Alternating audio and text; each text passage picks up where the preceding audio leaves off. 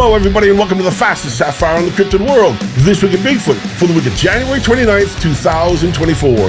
The news show that scours the internet and that Bigfoot community each and every week to bring you the people, the places, and the stories making headlines around the Bigfoot world. Then, we take it and we wrap it up in a nice, neat 30-minute package for you. If it has to do with Sasquatch, Bigfoot, or the Wildman, trust me, you know it, we've got you covered. Here's what we got on tap for this week. Stagnation, pandering, and a general lack of accountability. Doesn't sound too good, does it? Bigfoot Society's Jeremiah Byron stops by to help us address these dirty words currently dominating podcasts and live streams. Yowie footage from down under and unsettling howls from Eastern Canada in the Bigfoot Rundown. And Snowwalker Prime meets his heroes and goes camping with Russ and Myra in a brand new 2 Minutes With. These stories and so much Bigfoot news, you're going to need a scorecard, so you better settle in, buckle up, and pay attention, because you know what they say, things move fast around here. You ready? The clock's ticking. Let's do it. 911, what are you reporting? He's walking upright like a man.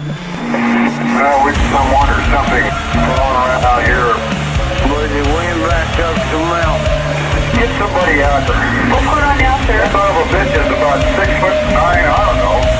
He's all black and big. He is big. With last week's headlines being dominated by MK Davis and Todd Gatewood, and social media lighting up with comments, debates, and good old-fashioned mudslinging, I thought we'd take one step back this week and examine one possible root cause of this debacle and others like it. We kick off this week taking a look at the stagnation and monotony currently taking place all around the Bigfoot community, especially in podcasts and live streams, and try and figure out just why there seems to be such a lack of accountability and pandering among show guests and their hosts. Now, I can already hear the phone calls and see the comments rolling in, so before that starts, let's go ahead and head that horse off at the pass. There are a lot of well-produced, professionally hosted shows out there. The Confessionals, Paranormal Roundtable, and my next guest show, just to name a few. Joining us tonight is Jeremiah, host of the popular Bigfoot Society podcast. Jeremiah, you know what? Hey. It's been forever trying to get you on the show and trying to hook up, and so welcome to This Week in Bigfoot. I'm so happy that you're here. Dude, I'm glad to be on this show. This is like the number one thing I watch every week. You guys are super legit. I appreciate what you do. Well, you know what? Currently, with all the stuff that's going on lately, I just want to get your take on, the current state of Bigfoot live streams and podcasts, right? Now, do you believe that there's a sense of stagnation and monotony? And I'm not saying all, but a good amount of content that's being produced right now.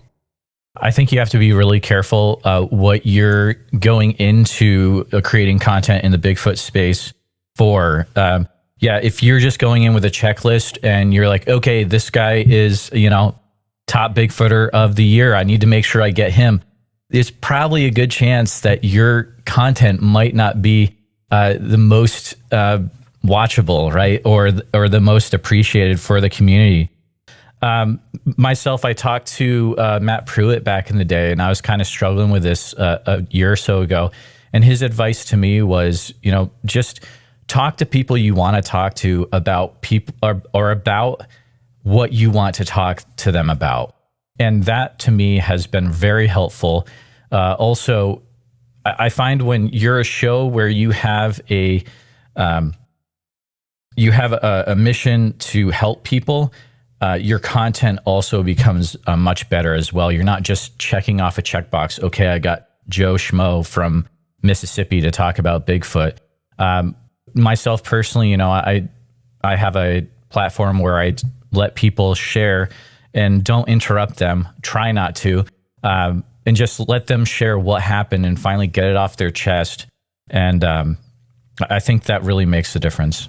Now, Jer, I know you watched last week's show, and considering all that's going on around this Patty upscaling, enhancing, image stacking / Photoshop fail, whatever you want to call it, and claims of the missing 10 seconds of the PG film, a lot of folks obviously have taken to social media criticizing the lack of accountability within the Bigfoot community, accusing certain hosts, I'm not saying all, and some of their guests of helping spread misinformation, right? By pandering to their guests and not really asking any serious questions, when faced with hard to swallow evidence claims. I mean, I'm sure you've been there before. So what are your thoughts on how do you think this should be addressed? So, I do feel that people are innocent until proven guilty, I guess, in a weird way. We're talking about Bigfoot. But the thing is, I get very nervous when AI is brought into things. Even though I have used AI in the past with graphics, I don't anymore. And it makes me very nervous that we are potentially making some new truth to the Patterson-Gimlin film when actually it's just, well, we'll say potentially being upscaled using AI. And, I don't have all the info yet, but, learning some stuff from your show, I think we have to be very careful with new video of any kind regarding Bigfoot in the future from here on out. As I talked to you before, just before we started recording, because I left the long form interviews last year or the year before because I got frustrated with doing content and not really believing a lot of the guests. So I'm a bit jaded, but then again, that's why we brought you in. So that being said, how do you kind of personally ensure that your Bigfoot show and your content kind of remains dynamic and free of any of this kind of BS issues? How do you kind of steer clear of all this? Well, that's a really good question. And, there are some shows where I know, like probably Bigfoot and Beyond, they are really vetting out their guests. And I'm not taking not doing super investigative journalism. A lot of it is, I am going off of if I have a certain hunch about an individual, sometime I will check with people that I know that might know them. But, a lot of the times it is just if I get an interesting connection through an email and we talk a little bit and I'm like, okay, this could be interesting, and it'll help out people along the way. I just talk to them and I let them share what they've experienced. So some people give me grief for that, but that's what I've decided to do. Some people really give me grief for that in the emails. You have no idea. All right, Jeremiah, well, I can't thank you enough for stopping by. I really want to congratulate you on the success of Bigfoot Society. And why don't you just tell people how they can follow you and check out your program? Absolutely. So thank you so much for having me on. I love This Week in Bigfoot. It is my favorite show. You can see Bigfoot Society. You can go to bigfootsocietypodcast.com. All the links are there. We're on YouTube. We're on all major podcast platforms. And we're even on TikTok if that's your thing. So we're all over the place. Now, it's painfully clear that there are still serious challenges within the Bigfoot community, especially when it comes to podcasts and live streams. But with accountability and innovation, in other words, not being afraid to shift the paradigm, there is a potential for positive change and serious growth. We here at This Week in Bigfoot hope to see the community embrace these principles in the future, at least some of them. I'd like to thank Jeremiah once again for stopping by and remind you to check out his podcast and YouTube channel, Bigfoot Society. Small Town Monsters kicked things off in 2024 by releasing their latest Bigfoot Beyond the Trail episode titled Central Kentucky Sasquatch Investigation. It follows the latest outing of researcher and filmmaker Alexander Petikoff, who returns to the site in Anderson County, Kentucky, where he previously recorded a large unknown signature on thermal. Alex took this bizarre footage during a solo investigation back in 2022. Check out a clip of what he filmed. Oh, that sounded like a knock. Shortly after that, I captured a large animate object, quite a distance up on a hill, with a pulsar thermal camera, as seen in a previous Beyond the Trail video, titled The Kentucky Sasquatch Search. I tried my best to analyze what was captured on thermal, but without much to work with, it was largely speculative.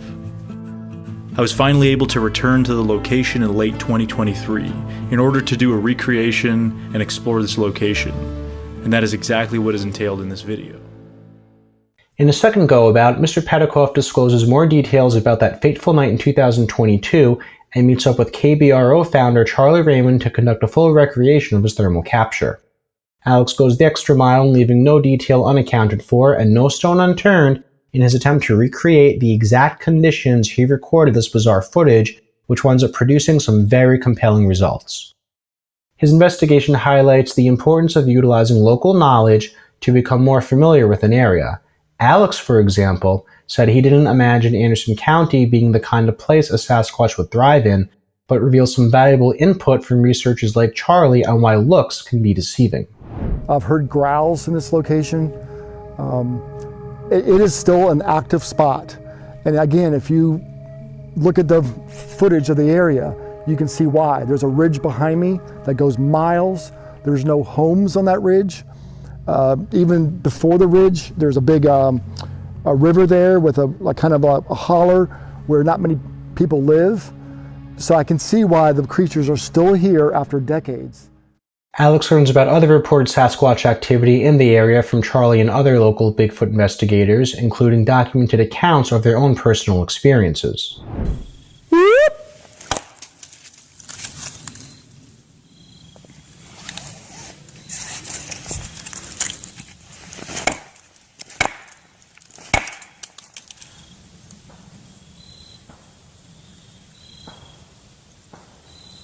Bigfoot Beyond the Trail's Central Kentucky Sasquatch investigation is another honest, grounded effort curated by Alex. It emphasizes the importance of why and how researchers should thoroughly vet and scrutinize any possible evidence they collect in a calculated, objective manner.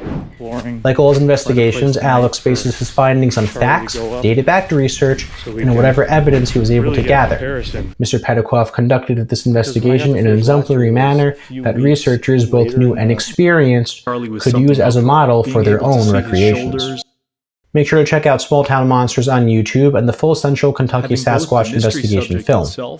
You can find links to the STM channel along with Alex's 2024 and 2022 Kentucky investigations in the video's description. Small Town Monsters always comes out with high-quality films, and if this latest Beyond the Trail episode was any indication, we should look forward to a lot more thought-provoking content from Alex and the rest of the STM crew this year. In a recent Facebook post, Matt Moneymaker, founder of the BFRO and star Finding Bigfoot, shared his detailed views on 3 events indicating non-human intelligence.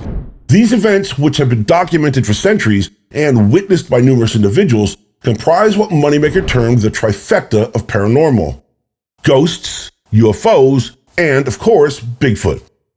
Moneymaker noted that the ongoing debate among Bigfoot researchers regarding the potential connections between these phenomena.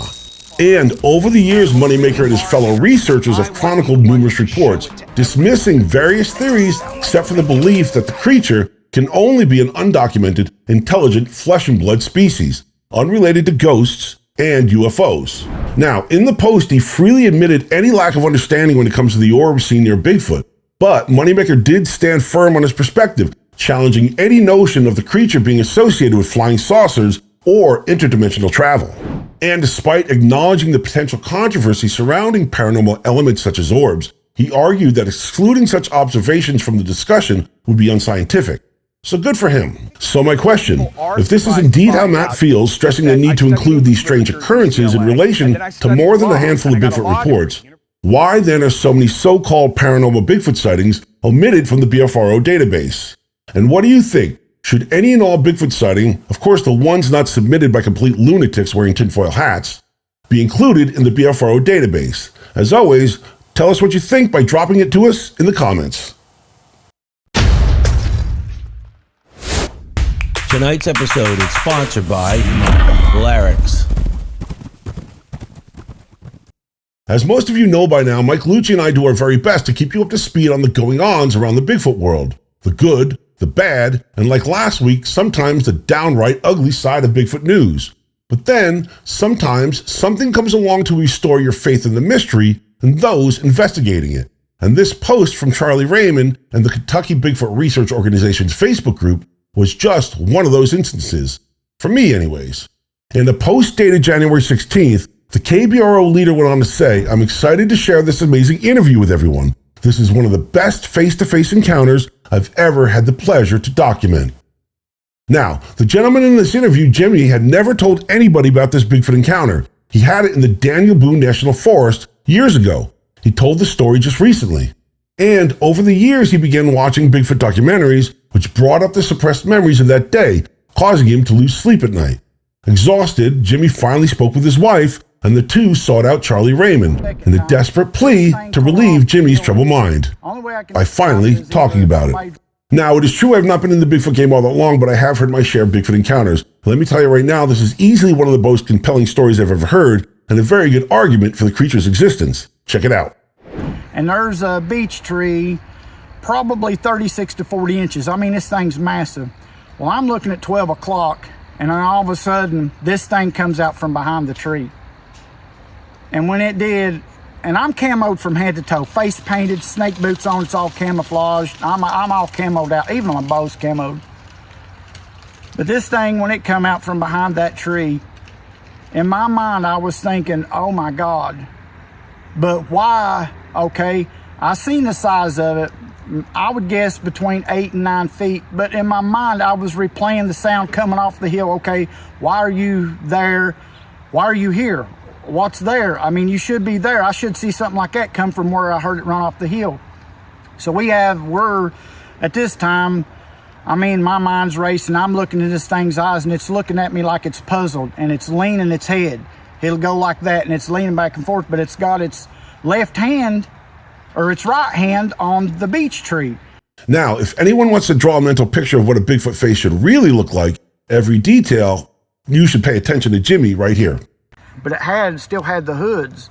But I remember, like the forehead, the skin looked like old weathered gray, but it had dark lines in it. The lines were black, but it looked like old weathered leather is what it looked like to me. It did not come out like you see a chimp. It did not protrude out from his face. It was pretty flat. It stuck out a little bit, but its jaws, you could see, that's another thing, you could see the skin under its jaws, and its jaws were huge. I mean, I'm talking this wide its jaws were. And its chin, you could see its chin, but its brow ridge was no hair above it. It come up, no hair right in here. I've got a beard. It didn't have a lot of skin right here, but like from the chin down, it got real hairy, 3 to 4 inches long. But the face was a dark weathered gray, like real dark. I mean, darker than a slate gray, but it had wrinkles like humans get, but in the wrinkles it was black. I don't know if it was dirt, but you could see that detail. Now, I'd like to thank Charlie Raymond and the KBRO for this post and inspiration for the story, and remind you, if you'd like to see the entire conversation between Charlie and Jimmy, as always, the link will be in the description.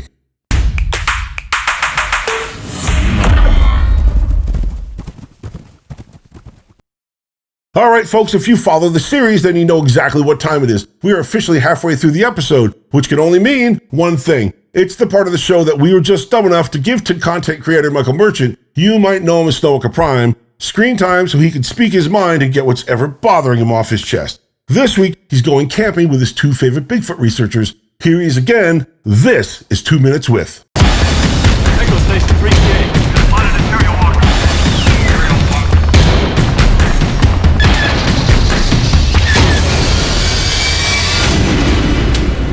Echo Station 3K. We have spotted Imperial Walker. Imperial Walker.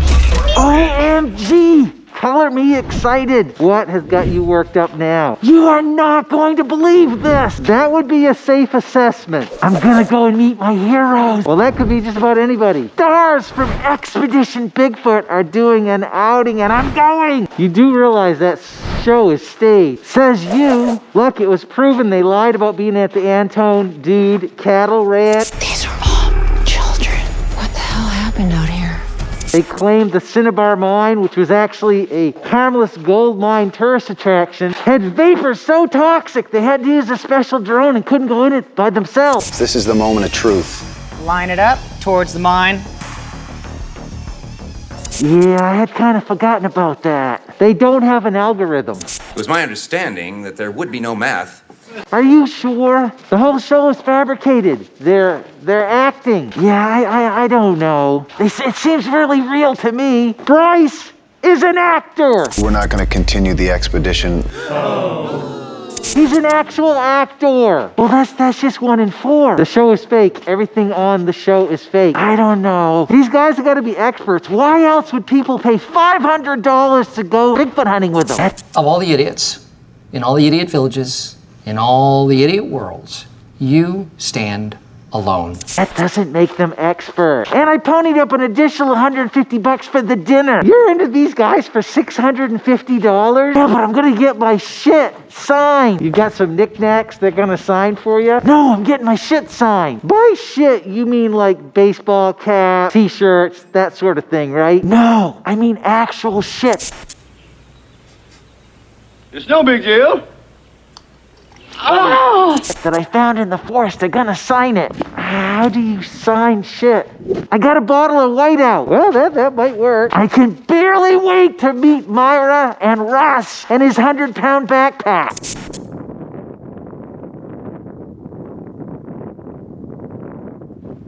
I'm definitely in the right place. What's he carrying that thing, an inflatable house? Nobody knows. It's a huge mystery. There's a lot of conjecture online. I'm thinking it's full of spray foam. Yeah, I don't think I've ever seen him take anything of any substance out of it.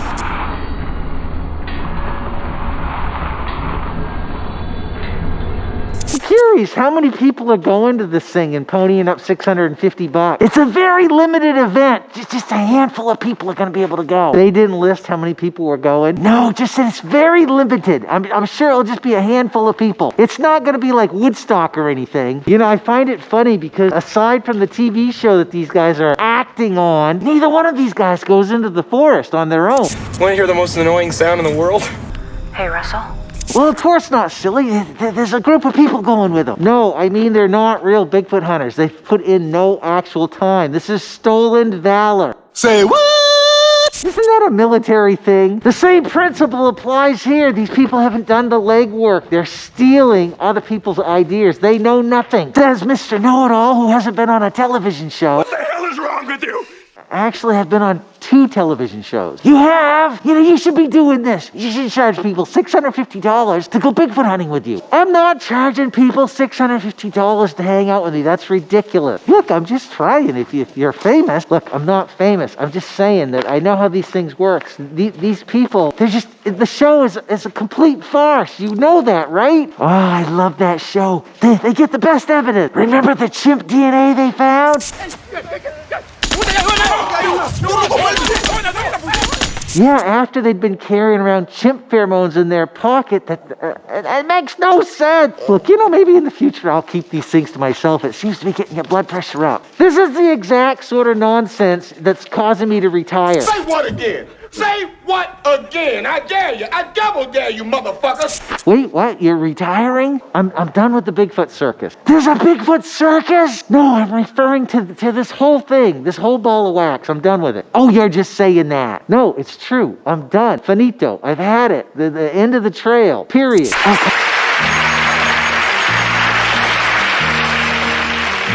Happy trails to you until we meet again.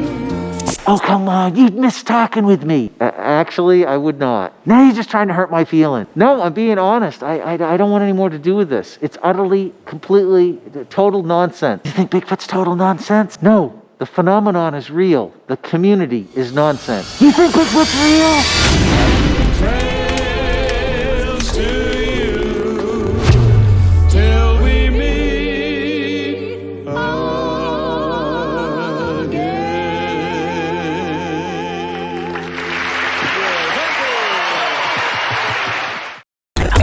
Wild Bigfoot by Larix, the official hat of This Week in Bigfoot, sponsored by Larix.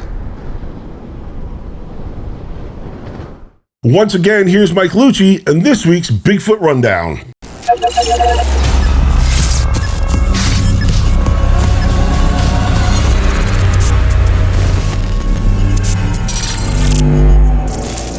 The Bigfoot Rundown. Alright, we've got a lot to cover. Let's get started. So this is a first for the Bigfoot Rundown. We've got a two-parter. I found this one on the Bigfoot Testimony YouTube channel.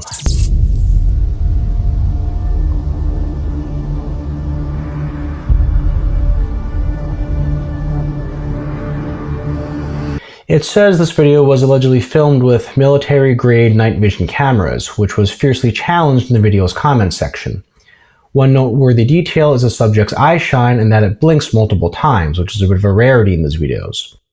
Although the video claims it shows a Bigfoot, we won't know for sure without more information.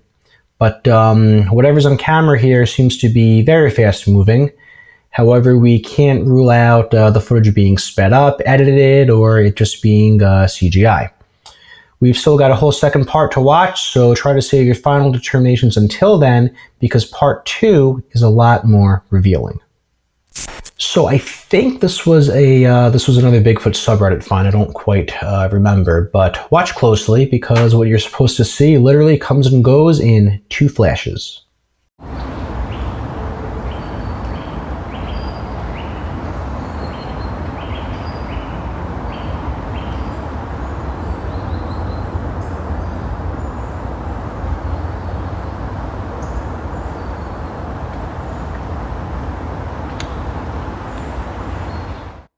This footage was originally posted on a YouTube channel called Bigfoot the Australian Yowie. The channel says this particular video was taken in Western Australia. 2 main allegations against this video are that the footage was sped up, or those figures that we're seeing that were caught in the thermal are actually kangaroos. I found one video on this channel that actually shows thermal footage of kangaroos, so I did a side-by-side comparison. Not only don't the kangaroos match the alleged speed of both figures, assuming this video isn't sped up, but neither of the figures seem to show any semblance of having that proverbial hopping motion you see in the kangaroos. So yeah, what do you think's up with this video? Are those 2 yowies on thermal, 2 kangaroos, or just some damn good video work? So yeah, the Bigfoot subreddit's been pretty hot for me recently. Check out these screams someone posted. What the fuck was that? I heard some shit over here.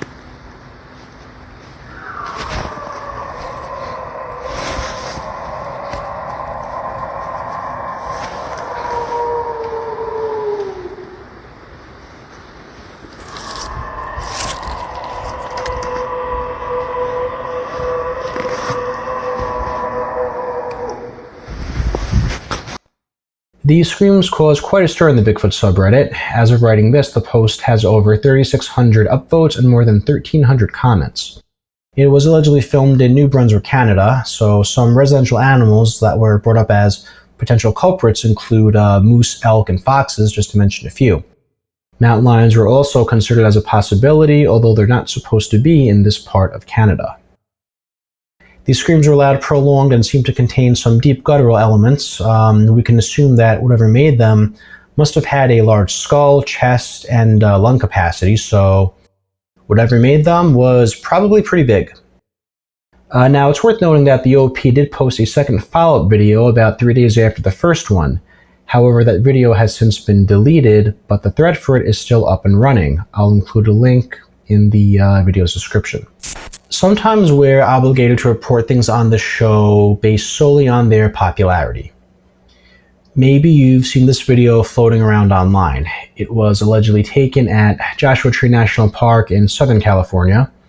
This particular creature is being dubbed as the Yucca Man in many posts, and for context, the Yucca Man is a Sasquatch-like creature that reportedly roams the deserts of California, Nevada, and Arizona. Despite looking anatomically correct for a Bigfoot, the figure does appear a little too detailed. So this, coupled with the jumbled up metadata in the timestamp, makes it more likely, leads me to believe that what we're seeing here is something AI generated. Your opinion might be different though, so whatever it is, make sure to share it with us in the comments. So check out this map. The red-colored states on here are ones where we've covered reports in via segments like, the Bigfoot Rundown and Fact or Hoaxed. Going into this episode, we featured stories on reported Bigfoot photographs, videos, prints, and audio coming out of 33 US states. We'd love to find more of these potential stories from all 50 states by the end of 2024. So if you could help us get there, keep an eye out for any compelling pictures, footage, footprints, or sounds from these states. Extra brownie points for anything from the final 2. If you've got anything for us, especially if it's recent, hit us up in the comments, email, or on Facebook. And here's the second part of our reported Bigfoot being filmed on night vision.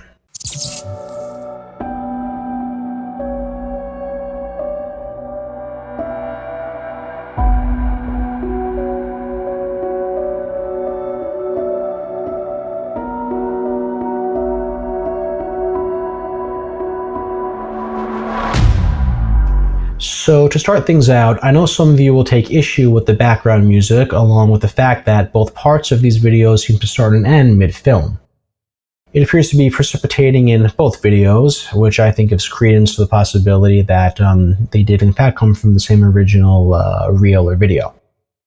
And like part 1, the figure in question seems to be exhibiting both eye shine and is blinking constantly, which is another recurring consistency. A lot of people believe this could even potentially be another cryptid, not necessarily a Bigfoot. Gorillas are also proposed as another culprit. One comment even claimed this clip comes from a gorilla documentary.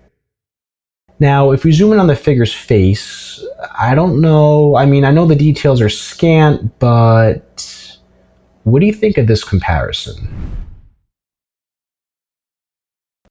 After reviewing both videos, tell us what you think they show. Is it a Squatch, gorilla, someone in a suit, another cryptid, or just some good old CGI? If you have any information on the backstory of either of these videos, please share.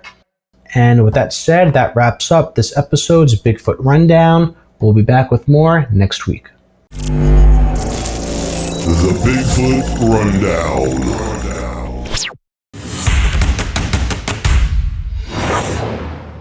Hey, this is Chuck Larson. You're watching the CARC channel on YouTube. It's time for Chuck Larson and this week's top 5 Bigfoot podcasts and live streams.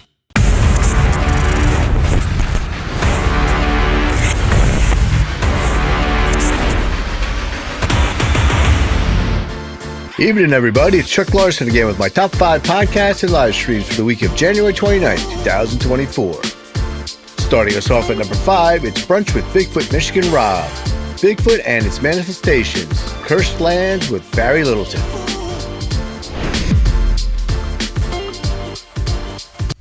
Out there, it was saying you're coming in closer. It was trying to get your attention. Then it went even more intense, deliberately to scare you and to hit y'all with infrasound. And it implies much more to get your emotions going, the negative thoughts, the adrenaline, and any of these beings that are these quote unquote negative entities that feed on negative thoughts.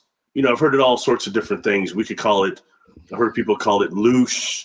I've heard people calling it all sorts of different things. At number 4, it's Sasquatch Confessions. Secret spot number 29, home of our Sasquatch. Watch this.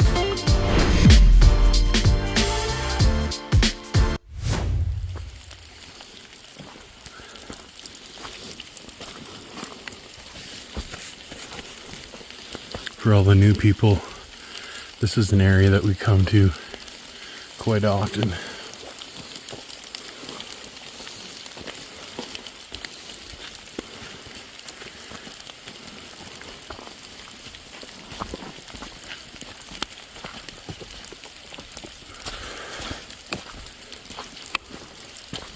Just trying to see.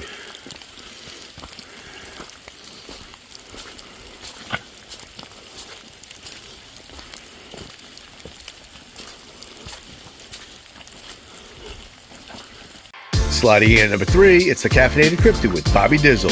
Living with Tennessee Bigfoot and Elementals with Jennifer Appleton.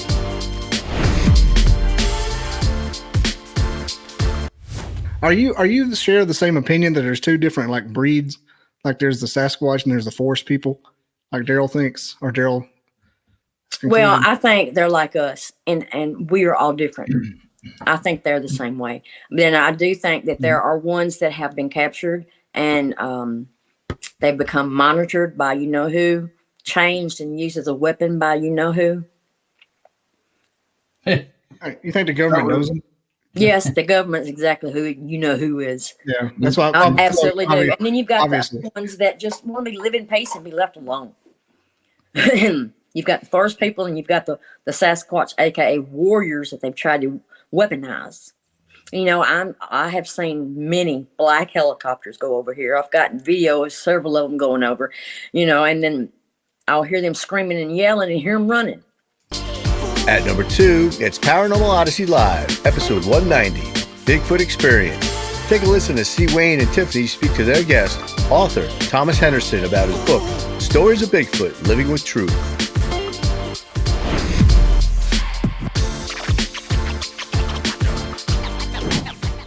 And they have a local legend down there. They call it the Big Muddy Monster.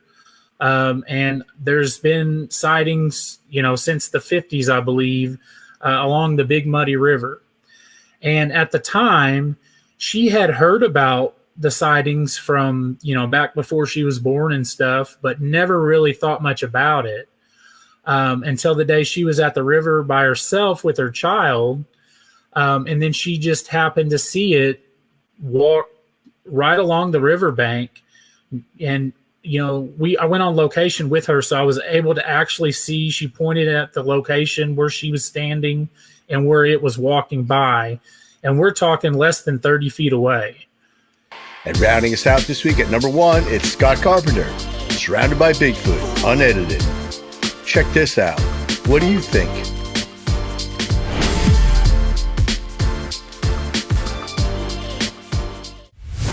Jose are loud.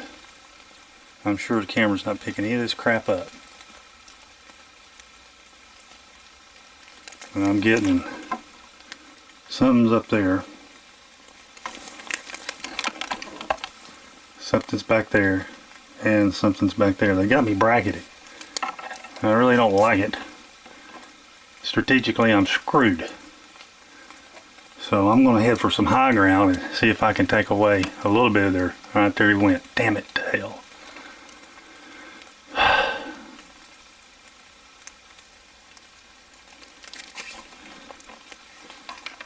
He is right behind.